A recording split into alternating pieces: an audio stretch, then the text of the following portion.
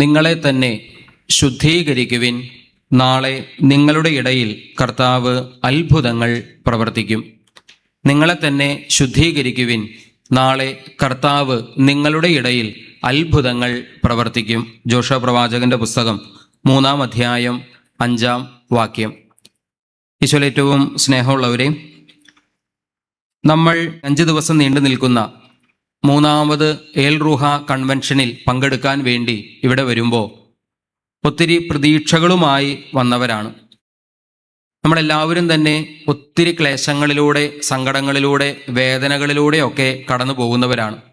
ഈ ആലയത്തിൽ വന്നു ചേരാൻ ഏറെ ക്ലേശം നമ്മളിൽ മഹാഭൂരിപക്ഷം പേരും സഹിച്ചിട്ടുണ്ട്. കാരണം ഒത്തിരി ദൂരെ നിന്ന് വരുന്നവരാണ് ഇവിടെ ആയിരിക്കുന്നവരിൽ മഹാഭൂരിപക്ഷം പേരും. ഒത്തിരി ദൂരെ നിന്ന് വരുന്നവർ 4 മണിക്കൂറും 5 മണിക്കൂറും 6 മണിക്കൂറും ഒക്കെ യാത്ര ചെയ്ത് ഇവിടെ എത്തിച്ചേർന്നവർ, അത്രയും ദൂരം വരാൻ അല്ലെങ്കിൽ അത്രയും ദൂരം യാത്ര ചെയ്യാനുള്ള പ്രായോഗിക ബുദ്ധിമുട്ടുള്ളത് കൊണ്ട് തന്നെ ഇന്നലെ തന്നെ ഇവിടെ വന്ന് താമസമാക്കി ഈ ദിവസങ്ങളിൽ ഇവിടെ താമസിച്ച് കൺവെൻഷനിൽ പങ്കെടുക്കുന്നവർ, അങ്ങനെ ഏറെ ക്ലേശം സഹിച്ച് ഇവിടെ എത്തിച്ചേർന്നവരാണ് ഇവിടെ ആയിരിക്കുന്നവരിൽ മഹാഭൂരിപക്ഷം പേരും. ഇത്രയും ക്ലേശം സഹിച്ച്, ഇത്രയും ബുദ്ധിമുട്ടൊക്കെ സഹിച്ച് നമ്മൾ ഈ ആലയത്തിൽ നടക്കുന്ന 5 ദിവസത്തെ കൺവെൻഷനിൽ പങ്കെടുക്കാൻ നമ്മൾ ഇവിടേക്ക് വരുമ്പോൾ നമ്മുടെയൊക്കെ പ്രതീക്ഷ എന്താണ്? നമ്മളൊക്കെ ആഗ്രഹിക്കുന്ന കാര്യം എന്താണ്? നമ്മളെക്കുള്ളിൽ വിശ്വസിക്കുന്ന, പ്രത്യാശിക്കുന്ന കാര്യം എന്താണ്? ഉറപ്പായും കർത്താവ് നമ്മുടെ ജീവിത പ്രശ്നങ്ങളിൽ ഇടപെടും. നമ്മുടെ ആവശ്യങ്ങൾ എന്തോ ആ ആവശ്യങ്ങൾ കർത്താവ് നിറവേറ്റി തരും. നമ്മളുടെ കഷ്ടപ്പാടുകളും ദുരിതങ്ങളും കണ്ണുനീരും ഒക്കെ കർത്താവ് പരിഹരിക്കും. അത്ഭുതകരമായ ദൈവിക ഇടപെടലുകൾ, കൺമുൻപിൽ തന്നെ കാണുന്ന വലിയ അത്ഭുതങ്ങൾ, സൗഖ്യങ്ങൾ നമ്മുടെ ജീവിതത്തിൽ സംഭവിക്കും. ഇത് പ്രതീക്ഷിച്ചും ആഗ്രഹിച്ചും പ്രത്യാശയോടെ വന്നവരാണ് നമ്മൾ. ഉറപ്പായും കർത്താവ് ഇടപെടും. നമുക്ക് ആ വലിയ വിശ്വാസത്തോടെ തന്നെ ആയിരിക്കാം, പ്രതീക്ഷയോടെ തന്നെ ആയിരിക്കാം, പ്രത്യാശയോടെ തന്നെ നമുക്ക് ആയിരിക്കാം. എന്നാൽ പ്രിയപ്പെട്ടവരെ, ദൈവീക ഇടപെടൽ നമ്മുടെ ജീവിതത്തിൽ സംഭവിക്കാൻ, ദൈവം ഇറങ്ങി വന്ന് പ്രവർത്തിക്കാൻ, അത്ഭുതങ്ങൾക്കും അടയാളങ്ങൾക്കും സൗഖ്യങ്ങൾക്കും ഒക്കെ നമ്മൾ സാക്ഷികളായി മാറാൻ നമ്മുടെ ഭാഗത്ത് നിന്ന് ഒരു കാര്യം വേണമെന്ന് വചനം നമ്മളോട് ആവശ്യപ്പെടുന്നുണ്ട്. ആ കാര്യമാണ് നമ്മൾ ആരംഭത്തിൽ കേട്ടത്. നിങ്ങളെ തന്നെ ശുദ്ധീകരിക്കുവിൻ, നാളെ നിങ്ങൾക്കിടയിൽ കർത്താവ് അത്ഭുതങ്ങൾ പ്രവർത്തിക്കും. നിങ്ങളെ തന്നെ ശുദ്ധീകരിക്കുവിൻ. കർത്താവ് നമ്മളുടെ ഇടയിൽ അത്ഭുതങ്ങൾ പ്രവർത്തിക്കാൻ, അടയാളങ്ങൾ സംഭവിക്കാൻ, ദൈവിക ശക്തി ഇറങ്ങാൻ, ദൈവാത്മാവിൻ്റെ പ്രവർത്തനം സംഭവിക്കാൻ നിങ്ങളെ തന്നെ ശുദ്ധീകരിക്കുവിനെന്ന് ഈ വചനം നമ്മളോട് ആവശ്യപ്പെടുകയാണ്. അപ്പോൾ പ്രതീക്ഷയോടെ വന്ന് നമ്മൾ ഓരോരുത്തരും, പ്രത്യാശയോടെ വന്ന് നമ്മൾ ഓരോരുത്തരും ദൈവാനുഭവം സ്വീകരിക്കാൻ, ദൈവിക ഇടപെടൽ സംഭവിക്കാൻ തയ്യാറാകേണ്ട പ്രധാനപ്പെട്ട കാര്യം നമ്മളെ തന്നെ ഒന്ന് ശുദ്ധീകരിക്കാൻ നമ്മൾ തയ്യാറാകണം. നമ്മളെ തന്നെ ഒന്ന് ശുദ്ധീകരിക്കാൻ തയ്യാറാകണം. ശുദ്ധീകരിക്കാൻ തയ്യാറാകണമെങ്കിൽ ആദ്യം വേണ്ടതൊരു തിരിച്ചറിവാണ്. ശുദ്ധീകരിക്കപ്പെടാൻ പലതും ഉണ്ട് എന്ന തിരിച്ചറിവ്. എന്നിൽ വിശുദ്ധീകരിക്കപ്പെടാനായി പലതും ഉണ്ട്. ദൈവത്തിൻ്റെ പരിശുദ്ധിയോട് ചേർന്ന് പോകാത്ത ധാരാളം കാര്യങ്ങൾ എന്നിലുണ്ട് എന്ന തിരിച്ചറിവിൽ നിന്ന് മാത്രമേ ഒരു ശുദ്ധീകരണ പ്രക്രിയ ആരംഭിക്കുകയുള്ളൂ. ഈ തിരിച്ചറിവിനെ വിളിക്കുന്ന മറ്റൊരു പേരാണ് പാപബോധം. എന്നിൽ പാപമുണ്ട് എന്ന തിരിച്ചറിവ്, ഞാൻ പാപിയാണ് എന്ന തിരിച്ചറിവ്, ദൈവിക പരിശുദ്ധിയോട് ചേർന്ന് പോകാത്ത പലതും എന്നിലുണ്ട് എന്ന തിരിച്ചറിവ്, ഇതിന് വിളിക്കുന്ന പേരാണ് പാപബോധം. പാപബോധം നമ്മളെ പശ്ചാത്താപത്തിലേക്ക് നയിക്കും. പശ്ചാത്താപത്തെ വിളിക്കുന്ന മറ്റ് പേരുകളാണ് അനുതാപം അല്ലെങ്കിൽ മാനസാന്തരം എന്നൊക്കെ. അപ്പോൾ പാപബോധമാണ് നമ്മെ പശ്ചാത്താപത്തിലേക്കും അനുതാപത്തിലേക്കും മാനസാന്തരത്തിലേക്കും നയിക്കുക. ഈ പാപബോധവും പശ്ചാത്താപവുമാണ് നമ്മെ കുമ്പസാരക്കൂട്ടിൽ അണയാനും പാപങ്ങൾ ഏറ്റുപറയാനും ഈശോ കുരിശിലെ ബലിയിലൂടെ നേടിത്തന്ന വിശുദ്ധീകരണവും രക്ഷയും സ്വീകരിക്കുവാനും നമ്മളെ പ്രേരിപ്പിക്കുന്നത്. അതുകൊണ്ട് തന്നെ മാനസാന്തരത്തിൻ്റെ, പശ്ചാത്താപത്തിൻ്റെ, അനുതാപത്തിൻ്റെ പ്രാധാന്യം നമ്മൾ ശരിക്കും തിരിച്ചറിയേണ്ടതുണ്ട്. പ്രിയപ്പെട്ട, ഒരു വിശുദ്ധ ഗ്രന്ഥം നമ്മൾ പരിശോധിക്കുമ്പോൾ ഈ ഒരു വിഷയം, മാനസാന്തരം എന്ന് പറയുന്ന വിഷയം, അല്ലെങ്കിൽ പശ്ചാത്താപം എന്ന് പറയുന്ന വിഷയം, അഥവാ അനുതാപം എന്ന് പറയുന്ന വിഷയം, അതിൻ്റെ മുഖ്യ പ്രമേയങ്ങളിലൊന്നായി, വിശുദ്ധ ഗ്രന്ഥത്തിലെ തന്നെ ഏറ്റവും പ്രധാനപ്പെട്ട പ്രമേയങ്ങളിലൊന്നായി, വിഷയങ്ങളിലൊന്നായി പ്രത്യക്ഷപ്പെടുന്നത് നമുക്ക് കാണാനായിട്ട് സാധിക്കും. നമുക്ക് ഏതാനും വചനങ്ങളൊന്ന് പരിശോധിക്കാം. മത്തായിയുടെ സുവിശേഷം 4-ാം അധ്യായം 17-ാം വാക്യം. അപ്പോൾ മുതൽ യേശു പ്രസംഗിക്കാൻ തുടങ്ങി, മാനസാന്തരപ്പെടുവിൻ, സ്വർഗരാജ്യം സമീപിച്ചിരിക്കുന്നു. അപ്പോൾ മുതൽ യേശു പ്രസംഗിക്കാൻ തുടങ്ങി, മാനസാന്തരപ്പെടുവിൻ, സ്വർഗരാജ്യം സമീപിച്ചിരിക്കുന്നു. രണ്ട് കാര്യങ്ങൾ ഈ വാക്യത്തിൽ നിന്ന് നമുക്കൊന്ന് മനസ്സിലാക്കിയെടുക്കാൻ ശ്രമിക്കാം. ഒന്നാമത്തെ കാര്യം, അപ്പോൾ മുതൽ ഈശോ പ്രസംഗിക്കാൻ തുടങ്ങി. എപ്പോൾ മുതൽ? അപ്പോൾ മുതൽ ഈശോ പ്രസംഗിക്കാൻ തുടങ്ങി എന്ന് പറയുമ്പോൾ മനസ്സിലാക്കേണ്ട പ്രധാനപ്പെട്ട കാര്യം ഇതാണ്. ഈശോ ഈ ഭൂമിയിൽ മനുഷ്യരൂപത്തിൽ മനുഷ്യനായി ഈ ഭൂമിയിൽ ഉണ്ടായിരുന്നത് 33 വർഷങ്ങളാണ്. അതിൽ 30 വർഷങ്ങൾ ഈശോ രഹസ്യ ജീവിതം നയിച്ചു. 30ാമത്തെ വയസ്സിലാണ് പരസ്യ ജീവിതത്തിന് ഇറങ്ങുന്നത്. പരസ്യ ജീവിതത്തിന് ഇറങ്ങിത്തിരിച്ച കർത്താവ് ഈശോ മിശിഹ തൻ്റെ ആദ്യ പ്രസംഗത്തിലെ ആദ്യ വാക്യമായി അവതരിപ്പിക്കുന്നത് ഇതാണ്: മാനസാന്തരപ്പെടുവിൻ, സ്വർഗരാജ്യം സമീപിച്ചിരിക്കുന്നു. യേശുവിൻ്റെ പരസ്യജീവിതത്തിലെ ആദ്യ പ്രസംഗത്തിലെ ആദ്യ വാക്യം മാനസാന്തരപ്പെടുവിൻ. അതാണ് അപ്പോൾ മുതൽ യേശു പ്രസംഗിക്കാൻ തുടങ്ങി. യേശുവിൻ്റെ പ്രസംഗത്തിൻ്റെ തുടക്കം തന്നെ ഈ കാര്യം പറഞ്ഞുകൊണ്ടാണ്: മാനസാന്തരപ്പെടുവിൻ, സ്വർഗരാജ്യം സമീപിച്ചിരിക്കുന്നു. അപ്പോൾ ഈ വാക്യത്തിൽ നിന്ന് രണ്ടാമതായി നമ്മൾ മനസ്സിലാക്കിയെടുക്കേണ്ട പ്രധാന കാര്യം, സ്വർഗരാജ്യം സമീപിച്ചിരിക്കുന്നു. സ്വർഗരാജ്യത്തിൻ്റെ മക്കളായി മാറണമെങ്കിൽ, സ്വർഗരാജ്യത്തിൻ്റെ ശിഷ്യരായി തീരണമെങ്കിൽ, സ്വർഗരാജ്യത്തിന് അവകാശികളായി മാറണമെങ്കിൽ, സ്വർഗരാജ്യം ഒരു അനുഭവമായി മാറണമെങ്കിൽ നമ്മിൽ നിന്ന് കർത്താവ് പ്രതീക്ഷിക്കുന്നത് മാനസാന്തരമാണ്. മാനസാന്തരപ്പെട്ടാലേ, അനുതപിച്ചാലേ, പശ്ചാത്തപിച്ചാലേ നമുക്ക് ദൈവരാജ്യത്തിൻ്റെ മക്കളാകാൻ, ദൈവരാജ്യ അനുഭവം സ്വന്തമാക്കാൻ സാധിക്കൂ എന്ന് ഈശോ തൻ്റെ ആദ്യ പ്രസംഗത്തിലെ ആദ്യ വാക്യത്തിലൂടെ നമ്മളെ ഓർമ്മിപ്പിക്കുകയാണ്. ഇനി രണ്ടാമതായി വീണ്ടും വചനം നോക്കാം.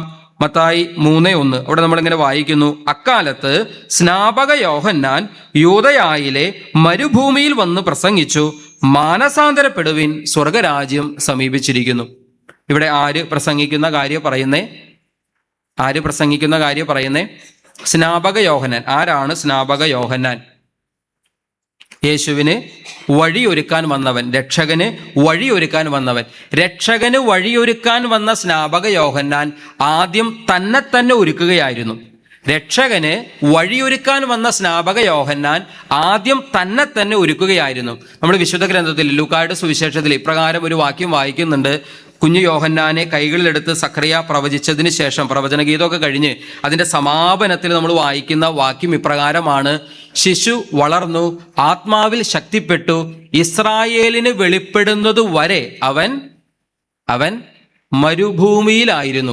മരുഭൂമിയിൽ താപസ ജീവിതം നയിച്ച, അനേക വർഷങ്ങൾ മരുഭൂമിയിൽ താപസ ജീവിതം നയിച്ച്, കഠിനമായ പരിഹാരത്തിൻ്റെ, പരിത്യാഗത്തിൻ്റെ, പ്രാർത്ഥനയുടെ, ഉപവാസത്തിൻ്റെ ജീവിതം നയിച്ച്, തന്നെ പാകപ്പെടുത്തി, തന്നെ ഒരുക്കി, യേശുവിന് വേണ്ടി ജനഹൃദയങ്ങളിൽ ഒരു വഴിയൊരുക്കാൻ വന്ന സ്നാപക യോഹന്നാൻ ആദ്യമായി പറഞ്ഞ വാക്യം ഇപ്രകാരമാണ്: മാനസാന്തരപ്പെടുവിൻ, സ്വർഗരാജ്യം സമീപിച്ചിരിക്കുന്നു. ഈ രക്ഷകനെ സ്വീകരിക്കാൻ, യേശുവിനെ സ്വീകരിക്കാൻ, ദൈവരാജ്യത്തിൻ്റെ മക്കളായി തീരാൻ, ദൈവരാജ്യ അനുഭവം സ്വന്തമാക്കാൻ, ദൈവരാജ്യത്തിൽ കർത്താവ് പ്രവർത്തിക്കുന്ന അത്ഭുതങ്ങൾക്കും അടയാളങ്ങൾക്കും സാക്ഷിയാകാനും സ്വീകരിക്കാനും ഇതാ വഴിയൊരുക്കാൻ വന്ന സ്നാപക യോഹന്നാൻ പറയുന്നു: ആദ്യം നമ്മൾ ചെയ്യേണ്ട കാര്യം, ദൈവം ചെയ്യേണ്ട കാര്യം ദൈവരാജ്യം സ്ഥാപിക്കുന്നു. പക്ഷേ ആ രാജ്യത്തിൻ്റെ മക്കളാകാൻ, അതിൽ അവകാശമുള്ളവരായി നമ്മൾ മാറാൻ നമ്മളുടെ ഭാഗത്തും സംഭവിക്കേണ്ട കാര്യമായി ഇതാ സ്നാപക യോഹന്നാൻ പറയുന്നു: മാനസാന്തരപ്പെടുവിൻ, മാനസാന്തരപ്പെടുവിൻ, മാനസാന്തരപ്പെടുവിൻ. മൂന്നാമതായി നമ്മൾ കാണുന്നു മർക്കോസിന്റെ സുവിശേഷം 6-ാം അധ്യായം 12-ാം വാക്യം: ശിഷ്യന്മാർ പുറപ്പെട്ട് ജനങ്ങളോട് അനുതപിക്കണമെന്ന് പ്രസംഗിച്ചു. അതായത് പ്രിയപ്പെട്ടവരെ, ഈശോ 3 വർഷത്തെ ഈ പരസ്യ ജീവിത കാലത്ത് 12 അപ്പസ്തോലന്മാരെ തെരഞ്ഞെടുക്കുന്നു. അവരിലൂടെ ലോകാതിർത്തികളോളം തിരുസഭ സുവിശേഷം എത്തിക്കുന്നതിന് വേണ്ടി 12 അപ്പസ്തോലന്മാരെ തെരഞ്ഞെടുക്കുന്നു. ഈ അപ്പസ്തോലന്മാരെ പ്രായോഗിക പരിശീലനത്തിന്റെ ഭാഗമായി ഈശോ ഈ രണ്ട് പേരെയായി താൻ കടന്നു ചെല്ലാനിരിക്കുന്ന നഗരങ്ങളിലേക്ക് മുൻകൂട്ടി അയക്കുന്നുണ്ട്. അവരോട് ചില കാര്യങ്ങൾ പ്രസംഗിക്കാൻ ആവശ്യപ്പെട്ട്, പിശാചുകളെ ബഹിഷ്കരിക്കാൻ ആവശ്യപ്പെട്ട്, രോഗികളെ സുഖപ്പെടുത്താൻ ആവശ്യപ്പെട്ട് ഈ രണ്ട് പേർ വീതമായി ഈ അപ്പസ്തോലന്മാരെ അയക്കുമ്പോൾ, അപ്പസ്തോലന്മാർ ചെന്നിട്ട് യേശു വരുന്ന കാര്യം ജനത്തെ അറിയിക്കുമ്പോൾ, രക്ഷകൻ വരുന്ന കാര്യം ജനത്തെ അറിയിക്കുമ്പോൾ, അഥവാ രക്ഷകന് വേണ്ടി ജനത്തിന്റെ ഹൃദയങ്ങളെ ഒരുക്കുന്നതിന് വേണ്ടി അപ്പസ്തോലന്മാർ പ്രസംഗിച്ചത് എന്തായിരുന്നു? നമ്മളിപ്പോൾ തന്നെ കേട്ടായിരുന്നു. അപ്പസ്തോലന്മാർ പ്രസംഗിച്ചത് ഇങ്ങനെയാണ്: ശിഷ്യന്മാർ പുറപ്പെട്ട് ജനങ്ങളോട് അനുതപിക്കണമെന്ന് പ്രസംഗിച്ചു. എന്ന് വെച്ചാൽ അനുതാപം, പശ്ചാത്താപം അല്ലെങ്കിൽ മാനസാന്തരം, ഇത് രക്ഷകനെ സ്വീകരിക്കാൻ, ഈശോയെ സ്വീകരിക്കാൻ, ദൈവരാജ്യത്തിന്റെ മക്കളായി മാറാൻ, ദൈവരാജ്യ അനുഭവം സ്വന്തമാക്കാൻ അത്യാവശ്യമാണെന്ന് ഈ കാര്യവും ഈ ഒരു വചനഭാഗവും നമ്മളെ പഠിപ്പിക്കുന്നു. വീണ്ടും നമുക്ക് നോക്കാം അപ്പസ്തോല പ്രവർത്തനം 2-ാം അധ്യായം 38-ാമത്തെ വാക്യം, നിങ്ങൾ പശ്ചാത്തപിക്കുവിൻ, പാപമോചനത്തിനായി എല്ലാവരും യേശുവിൻ്റെ നാമത്തിൽ സ്നാനം സ്വീകരിക്കുവിൻ, പരിശുദ്ധാത്മാവിൻ്റെ ദാനം നിങ്ങൾക്ക് ലഭിക്കും. ഇത് പറയുന്നത് ആരാ? യേശുവിൻ്റെ ഉത്ഥാനത്തിന് ശേഷം, യേശുവിൻ്റെ സ്വർഗാരോഹണത്തിന് ശേഷം ശിഷ്യന്മാർ പ്രാർത്ഥിച്ച് കാത്തിരുന്ന് പരിശുദ്ധാത്മാവിനെ സ്വീകരിച്ച് പെന്തക്കുസ്ത അനുഭവം സ്വന്തമാക്കി കഴിഞ്ഞപ്പോൾ എഴുന്നേറ്റ് നിന്ന് ശിഷ്യ സമൂഹം പ്രസംഗിക്കുകയാണ്, അല്ലെങ്കിൽ പത്രോസ് പ്രസംഗിക്കുകയാണ്. പ്രസംഗത്തിൻ്റെ മുഖ്യ വിഷയം യേശുവിൻ്റെ മരണത്തെക്കുറിച്ചും പീഡാസഹനത്തെക്കുറിച്ചും ഉത്ഥാനത്തെക്കുറിച്ചും ഒക്കെ ആയിരുന്നു. യേശുവാണ് നമ്മൾ കാത്തിരുന്ന രക്ഷകൻ എന്ന സത്യം ജനത്തെ അറിയിച്ചപ്പോൾ തങ്ങൾക്ക് സംഭവിച്ചു പോയ, തങ്ങളത് തിരിച്ചറിഞ്ഞില്ലല്ലോ എന്ന സങ്കടത്തോടെ ജനം ഹൃദയം നുറുങ്ങി അപ്പസ്തോലന്മാരോട് ചോദിക്കുകയാണ്, ഞങ്ങൾ എന്ത് ചെയ്യണം? ഞങ്ങൾ എന്താ ചെയ്യണ്ടേ? ഞങ്ങൾ എന്തു ചെയ്യണമെന്ന ചോദ്യത്തിന് പത്രോസ് കൊടുക്കുന്ന ഉത്തരമാണ്, നിങ്ങൾ പശ്ചാത്തപിക്കുവിൻ, നിങ്ങൾ പശ്ചാത്തപിക്കുവിൻ, നിങ്ങൾ പശ്ചാത്തപിക്കുവിൻ, അപ്പോൾ പരിശുദ്ധാത്മാവിൻ്റെ ദാനം നിങ്ങൾക്കും കിട്ടും. നിങ്ങൾ പശ്ചാത്തപിക്കുവിൻ. പ്രിയപ്പെട്ടവരെ, വീണ്ടും നമ്മൾ കാണുന്നു വിജാതിയുടെ അപ്പസ്തോലനായി അറിയപ്പെടുന്ന പൗലോസ്ലീഹ അപ്പസ്തോല പ്രവർത്തനം 17-ാം അധ്യായം 30-ാം വാക്യം, അജ്ഞതയുടെ കാലഘട്ടങ്ങളെ ദൈവം കണക്കിലെടുത്തില്ല, എന്നാൽ ഇപ്പോൾ എല്ലായിടത്തുമുള്ള സകല ജനങ്ങളും പശ്ചാത്തപിക്കണമെന്ന് ദൈവം ആഗ്രഹിക്കുന്നു, ദൈവം ആജ്ഞാപിക്കുന്നു. ഇപ്പോൾ എല്ലായിടത്തുമുള്ള സകല ജനങ്ങളും പശ്ചാത്തപിക്കണമെന്ന് ദൈവം ആജ്ഞാപിക്കുന്നു. പ്രിയപ്പെട്ടവരെ, വിജാതീയരുടെ ഇടയിൽ ദൈവരാജ്യത്തിന്റെ ശുശ്രൂഷ ചെയ്യാൻ ഇറങ്ങി പുറപ്പെട്ട പൗലോസ് അപ്പസ്തോലനും ആ ജനത്തോടായി ആവശ്യപ്പെടുന്ന, ആ ജനത്തോടായി പറയുന്ന പ്രധാനപ്പെട്ട ആശയം ഇത് തന്നെയാണ്, പശ്ചാത്തപിക്കുവിൻ, പശ്ചാത്തപിക്കുവിൻ. ഇപ്പൊ വിശുദ്ധ ഗ്രന്ഥത്തിലേക്ക് നമ്മൾ നോക്കുമ്പോൾ ഈ പശ്ചാത്താപം അല്ലെങ്കിൽ അനുതാപം, അതും അല്ലെങ്കിൽ മാനസാന്തരം, ഈ ഒരു വിഷയം മുഖ്യപ്രമേയമായി പ്രത്യക്ഷപ്പെടുന്നു. ഒരാൾ ദൈവരാജ്യത്തിന്റെ അവകാശിയായി മാറണമെങ്കിൽ പശ്ചാത്തപിക്കണമെന്ന്, മാനസാന്തരപ്പെടണമെന്ന് ഇതാ ഈശോ തന്റെ ആദ്യ പ്രസംഗത്തിലെ ആദ്യ വാക്യത്തിലൂടെ ഓർമ്മിപ്പിക്കുകയാണ്.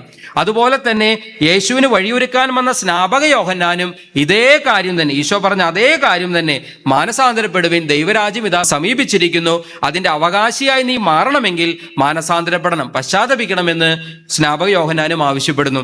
ഈശോ ഈ 2 പേരെ വീതമായി 12 അപ്പസ്തോലന്മാരെ മുൻകൂട്ടി നഗരങ്ങളിലേക്ക് അയക്കുമ്പോൾ അവരും പ്രസംഗിച്ചത് ഇത് തന്നെയാണ്, പശ്ചാത്താപത്തിന്റെ, മാനസാന്തരത്തിന്റെ, മനസ്താപത്തിന്റെ, അനുതാപത്തിന്റെ പ്രാധാന്യത്തെക്കുറിച്ചാണ്.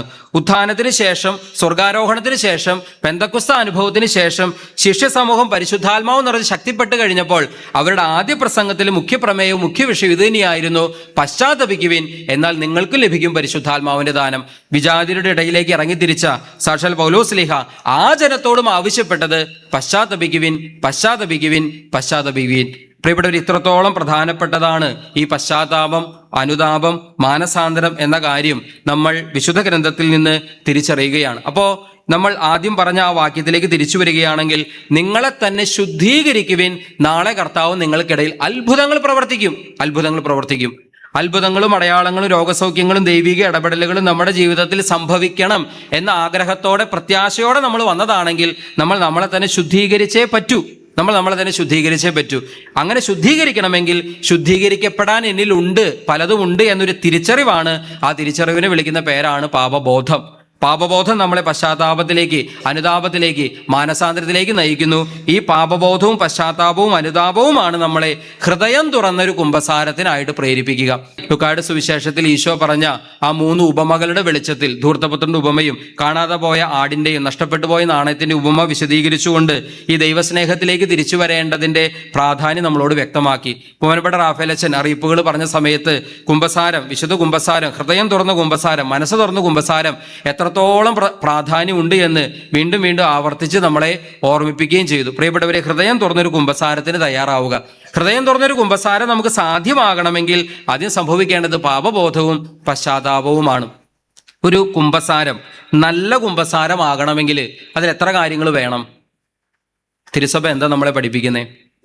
5 കാര്യങ്ങൾ. ഒരു കുമ്പസാരം നല്ല കുമ്പസാരം ആകണമെങ്കിൽ അതിൽ 5 കാര്യങ്ങൾ ആവശ്യമാണ്. ഏതൊക്കെയാണത്? ഒന്നാമത്തേത്, പാപങ്ങളെല്ലാം ക്രമമായി ഓർക്കുന്നത്. 2, പാപങ്ങളെക്കുറിച്ച് പശ്ചാത്തപിക്കുന്നത്. 3, ചെയ്തു മേലിൽ പാപം ചെയ്യുകയില്ല എന്ന് ദൃഢമായി പ്രതിജ്ഞ എടുക്കുന്നത്. 4, ചെയ്തു പോയ മാരക പാപങ്ങളെങ്കിലും വൈദികനോട് ഏറ്റുപറയുന്നത്. 5, വൈദികൻ കൽപ്പിച്ച പ്രായശ്ചിത്തം പരിഹാരം നിറവേറ്റുന്നത്. 5 കാര്യങ്ങളും പ്രധാനപ്പെട്ടതാണ്.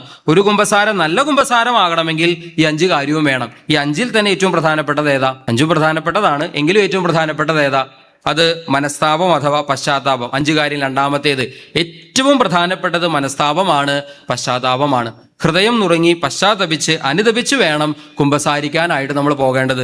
ഒരു കൂദാശ വാലിഡ് ആകണമെങ്കിൽ അതിലൊരു എസെൻഷ്യൽ മാറ്റർ ഉണ്ടാകണം. വിശുദ്ധ കുമ്പസാരം എന്ന കൂദാശ അത് യഥാർത്ഥ കൂദാശയായി അല്ലെങ്കിൽ യഥാർത്ഥ കൺഫെഷനായി യഥാർത്ഥ കുമ്പസാരമായി മാറണമെങ്കിൽ നമ്മുടെ ഹൃദയം പശ്ചാത്താപം നിറഞ്ഞ ഹൃദയത്തോടെ വേണം കുമ്പസാരിക്കാനായിട്ട് പോകേണ്ടത്. അങ്ങനെയാണെങ്കിൽ പശ്ചാത്താപത്തിന് ഒരു നിർവചനം കൊടുക്കാൻ പറ്റുമോ? പശ്ചാത്താപത്തിന് എന്തെങ്കിലും നിർവചനം ഉണ്ടോ? പശ്ചാത്താപത്തിന് കൊടുക്കാൻ പറ്റിയ എന്തെങ്കിലും നിർവചനം ഉണ്ടോ? കത്തോലിക്ക സഭയുടെ മതബോധന ഗ്രന്ഥം 1451 നമ്പറിൽ ഈ പശ്ചാത്താപത്തിന് ഒരു നിർവചനം കൊടുക്കുന്നുണ്ട്.